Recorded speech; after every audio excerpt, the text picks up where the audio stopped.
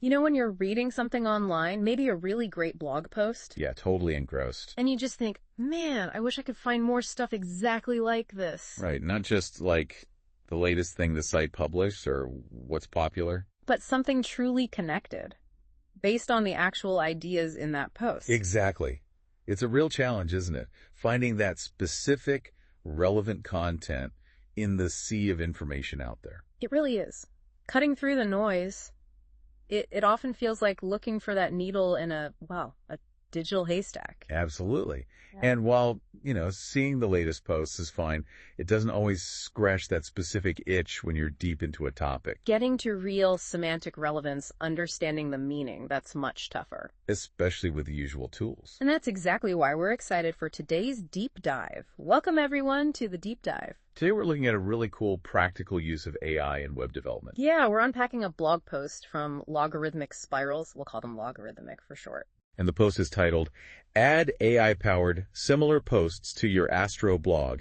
Here's how. So our mission today is to really get under the hood of Logarithmic's approach. It's pretty clever. It is. It's a static-friendly way to do content discovery using AI.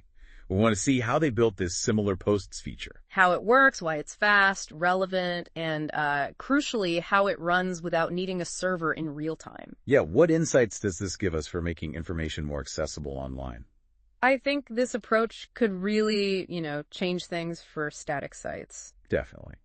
And Logarithmic Spirals, they've been dabbling in AI for a bit, haven't they? This isn't their first rodeo. No, not at all. They've been exploring how AI can fit into their blog workflow beyond just, say, helping with writing or research. Right. I think they mentioned using it for generating hero images. Yeah, hero images and also cross-posting their articles automatically. Ah, okay. And they said that cross-posting was actually their only fully autonomous AI process before this. Right, so they're clearly comfortable integrating AI pretty deeply. So building on that experience, this idea for an AI-powered similar posts feature, it feels like a logical next step. It does. Sounds like Logarithmic wanted to make the site experience better for readers, more intuitive.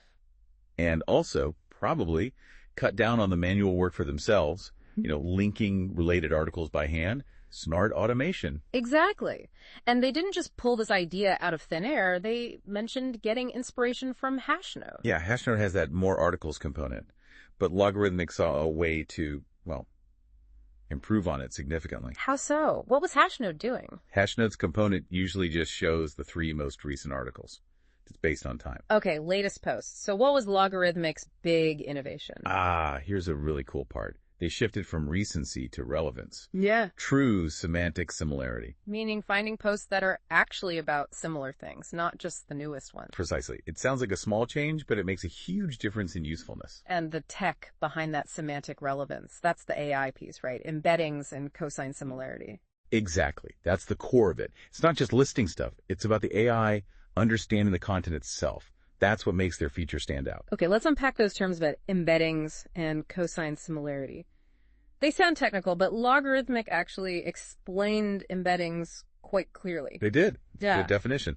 They said an embedding is a vector list of floating point numbers. Right, a list of numbers. The distance between 2 vectors measures their relatedness. Small distances suggest high relatedness, and large distances suggest low relatedness. Okay, so every blog post gets turned into this unique list of numbers. It's vector. Yeah, think of it like a numerical fingerprint for the post's meaning. A numerical fingerprint. I like that. And the closer 2 fingerprints are, mathematically, the more related the posts. Exactly. It's capturing the essence in numbers. So how did Logarithmic actually compare these fingerprints? What's the process? Well, they laid out a really neat 3-step process. Super elegant. Okay, step 1. First, calculate the embeddings. You take each article's text and feed it to an AI embedding model. And the model spits out that numerical vector, the fingerprint. Right. That's where the text becomes numbers. Got it. Step 2. Compare the embeddings. Once you have vectors for all your articles, you take the vector for the article someone is currently reading, and you compare it to the vectors of all the other articles. And this comparison uses cosine similarity. Okay, that second term, cosine similarity, what's that doing? It's basically a math formula. It measures the angle between the vectors in this high-dimensional space. Big angle. Yeah. A smaller angle means the vectors are pointing in a more similar direction, meaning the articles are more semantically aligned. Higher similarity. Right, okay. Smaller angle, more similar meaning. Makes sense. Yep. And the final step. Step 3. Yeah. Select the top 3. After comparing the current article's vector to all others, you just pick the 3 articles whose vectors have the smallest angle or the highest cosine similarity score. So you get the 3 most semantically related articles. Exactly. It's a really clean process. And which AI model did they use for creating those initial embeddings? They went with OpenAI's Embeddings API, specifically the Text Embedding 3 small model. Okay, so a known, accessible model. That makes this kind of thing feel achievable, you know? Totally. You don't necessarily need to build a custom model from scratch. So that's the concept. How did Logarithmic actually build this into their blog? How did they get from raw article text to having these recommendations ready? Right, the implementation. They build a utility function, basically a helper tool in their code. Okay. This tool takes the post's content, the actual text, sends it off to that OpenAI model we mentioned, and gets back the embedding vector, that list of numbers, along with an identifier for the post, like its URL slug. So it pairs the fingerprint with the post it belongs to. Exactly. And then they run this process for every single article on their blog.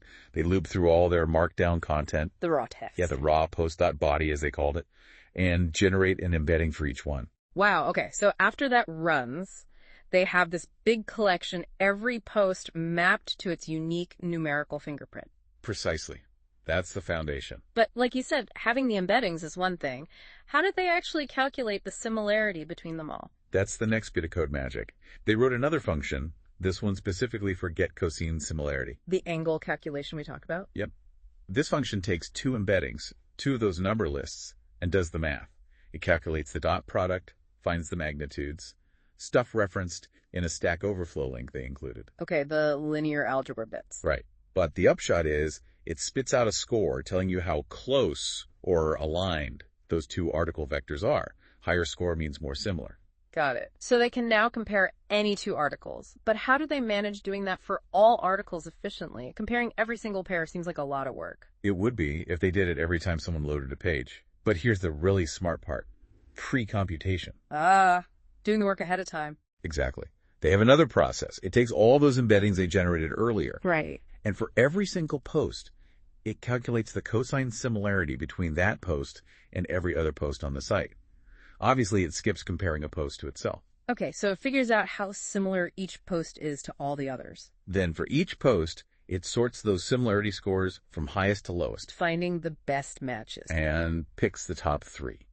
The result is this pre-built map, like a lookup table. A map that says, for post A, the 3 most similar posts are X, Y, and Z. Exactly. And this map is generated before the site goes live, usually during the build process. It's incredibly efficient. I see. So when I visit a blog post, the site doesn't need to calculate anything on the fly? No, it just looks up the current post slug in that pre-computed map. Finds the slugs of the top 3 related posts. And then uses another function, get related posts from slug they called it, to fetch the actual details, title, description, image for those 3 posts so they can be displayed.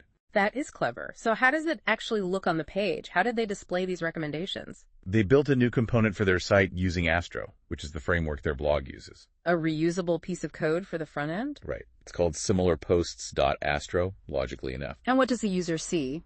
It looks pretty clean. It displays 3 posts side by side, usually in a row. Each one have an image, its title, which is a link, and a short description. Kind of like that hash node component they mentioned. Visually, yeah, it has that kind of vibe. But the crucial difference, again, is the content being shown. It's not the latest 3, it's the 3 most semantically relevant 3, thanks to the AI. Exactly. Reading about, say, web performance, you'll see other posts about performance, not their latest unrelated musings. And this component just slots into the bottom of their blog post pages. Yep, it's integrated right into their main blog post template file. See pages blogger.astro. Okay, now here's what feels like the real kicker. The big payoff Logarithmic emphasized. The static site benefit. Yeah. Because all that heavy lifting, calculating embeddings, figuring out similarities, building that map, it's all done beforehand, pre-computed, at build time. Right, which means the actual similar posts feature on the live website. It requires 0 server-side processing when a user visits. None. It's just static HTML pulling data from that pre-built map. That's huge for static sites. It means the feature is lightning fast for the user. Super fast. And the recommendations are genuinely relevant because of the AI. And it's completely server-free at runtime, efficient, cheaper to host, secure. It really nails the benefits of static site generation while adding this layer of intelligence. So summing it up, Logarithmic Spiral's similar posts feature, it might seem like a small addition, but it's actually a really powerful upgrade, wouldn't you say? Oh, absolutely. It makes discovering related content on their site way better. Faster, smarter recommendations. And the fact that they engineered it to be totally server-free, using pre-computed AI insights, that's just brilliant for a static site context. It's a fantastic example of practical AI tooling, making a real difference for both the user and the developer, especially for these static projects. It really changes the perception of what you can do without a traditional dynamic backend. It does, which, raises a pretty interesting question, I think. Oh, what's that? Well, if Logarithmic successfully used this pre-computation approach with AI for similar posts, what else could work this way? You mean what other features that we usually think of as needing a server, being dynamic? Yeah. Could they be reimagined using similar static-first AI techniques? Pre-computing insights at build time? That's a great question. How could that change how we build websites, especially ones aiming to be engaging and intelligent, but also fast and efficient? Exactly. It's definitely something worth thinking about maybe the next time you're browsing online and see a feature that feels dynamic. Could AI and pre-computation offer a different way? Food for thought?